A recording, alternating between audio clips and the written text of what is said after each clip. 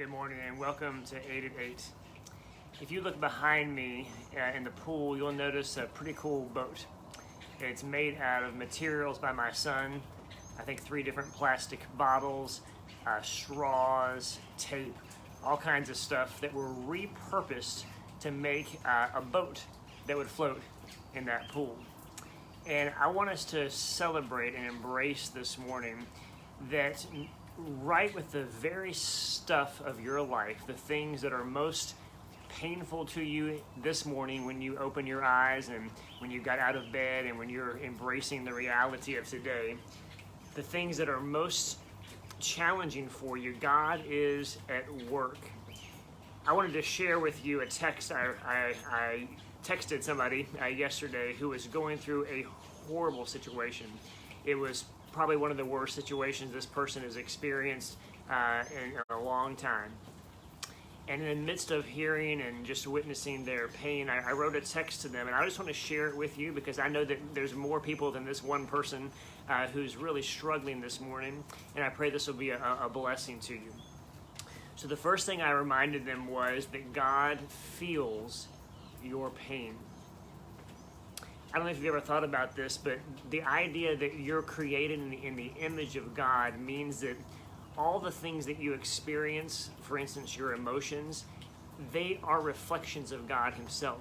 And so if that's true, then when you feel attacked and you feel the emotions raging up inside of you, God gave you the capacity to feel those emotions. And when you're hurting and when you're struggling and when you're angry and when you're sad, God created you with those emotions, which means they're reflecting parts of His character. That's why in the scriptures we see God angry, we see God mourning, and so forth.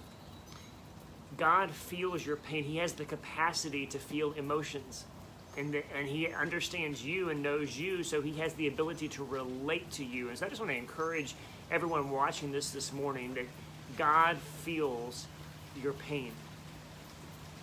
The second thing that I mentioned to this person is a quote from my mom, who I believe is watching this morning, and she always says, "This too shall pass."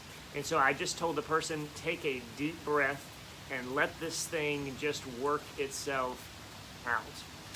The third thing I mentioned was to look in the mirror, and this is the most challenging thing I mentioned in my text, and it's the most challenging thing I can say to you this morning. Because when we feel attacked, when we feel like something or someone especially is coming against us, the last place we want to look is in the mirror, right? We're very focused on how horrible of a person is attacking us. We're very focused on their guilt. We're very focused on what's going to happen to them and what we're going to do and so forth. But whenever we are experiencing pain, it's such a blessing to look in the mirror, even if the other person is 95% wrong and there's a 5% lesson for us, to look in the mirror long enough for God to reveal to us what He wants us to learn. We need to be asking questions, and this is what I said in my text. I said, ask God, what is He trying to teach you in this moment? And I'm talking about right in the midst of you struggling and feeling all those emotions that you're feeling. God, what are you trying to teach me about myself? Yeah, there's plenty that other person needs to learn, that's for sure. But what about me? What can I learn in this? What are you speaking to me? The fourth thing I said to this person was this. The person that attacked you, she will reap what she has sown. In other words, eventually her actions will catch up with her. And don't try to be the person who makes sure that that happens as quickly as possible. You don't need to take that vengeance into your own hands. She will reap what she has sown. Lastly, I basically said something that's probably I think almost nobody actually does this in these moments, but it's what I challenge this person to do, and that is to pray for the person that was causing her all this pain. Jesus says to love our enemies, and when we feel attacked, when we feel like someone's come against us and hurt us in some way, it is so powerful just to take Jesus at His word that as we pray for people who are our enemies, that something beautiful will happen in our heart and for them. Like for instance, if there's a person who's attacked you or done something to you, and they definitely need a lot of change in their life, pray for that change to happen. Instead of trying to take it into your own hands, just ask God to bless them with the kind of change in their heart that they need so they won't hurt other people, okay? So that's what I share with this person who is hurting so deeply right in the midst of their pain. I pray that will be a blessing to you. And I want to share a song with you this morning that was sent to me by my friend from my church. She's a leader in my church. Her name is Lou. And a few weeks ago, she sent me a song that I haven't heard in probably decades. And so I just want to share it with you. It's from 1990, 30 years old, but it has a beautiful message for this person that was hurting yesterday. It's a beautiful message for you as you try to understand how God is asking you and leading you to respond through the pain that you're experiencing this morning. Remember that boat that was behind me?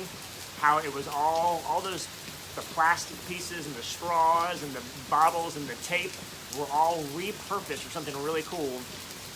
God can repurpose what you are experiencing to create something beautiful in your life and in the life of others, even those who have mistreated you. And let's just pray that God will do that and let him do whatever he needs to inside of us to make that happen.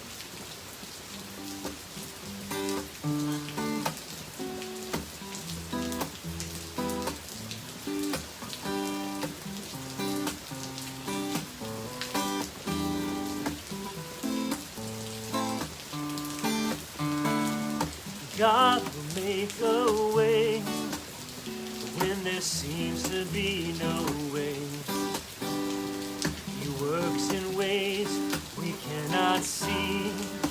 He will make a way for me, 'cause he will be my God. Draw me closely to his side with love and strength for each new day. He will make a way. He will make a way. God will make a way when there seems to be no way. He works in ways we cannot see. He will make a way for me, and he will be my guide. Draw me closely to his side with love and strength for each new day. He will make a way. Yes, he will make a way. In a roadway in the wilderness, he'll lead me. Rivers in the desert will I see. Heaven and earth will fade, come on, but his word will still remain. He will do something new today. 'Cause God will make a way when there seems to be no way. He works in ways we cannot see. He will make a way for me, 'cause he will be my guide. Hold me closely to his side. Love and strength for each new day. He will make a way. God will make a way. If that boat was not a good enough example for you, I hope you've heard the rain pouring in the background. Something that can seem to ruin our plans, right, if we plan to be outside, but at the very same moment, is causing things to grow that are going to give us life. Amen.